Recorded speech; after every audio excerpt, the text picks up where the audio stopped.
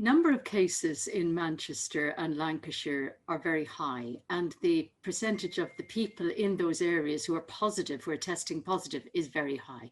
In some places, it's well over 10%. And that is very worrying. And the other thing we are picking up from those areas is the pressure on the NHS. So that means that very sick people are being admitted to hospital. And indeed, the oxygen-enabled beds are being used up faster there than in other parts of the country. So these are all very worrying signs, and it's important to act. There are three areas, three alerts in this country at the moment, and they apply to everybody, which is the rule of six, which is stopping households mixing together. And that actually applies across each of the alert levels, right up to the highest.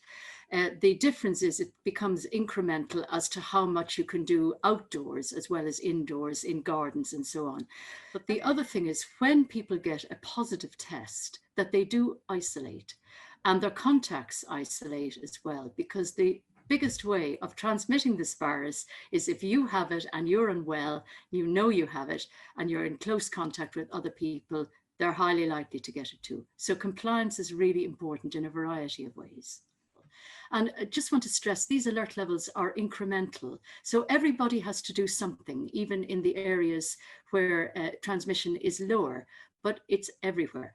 And then we increment through the various levels. All interventions are looked at, and they're looked at regularly every single day, and sometimes several times a day. The epidemiology and the cases and the positivity are looked at carefully, and they're looked at where that's occurring and what would be the best way of achieving the core aims of keeping the kids at school, keeping people at work, protecting the vulnerable.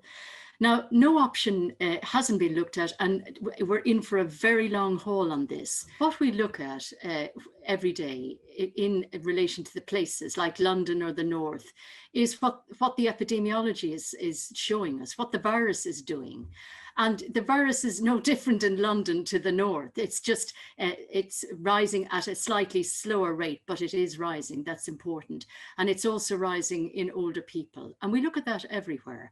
So London, in that sense, would be treated exactly the same as any other region of the UK.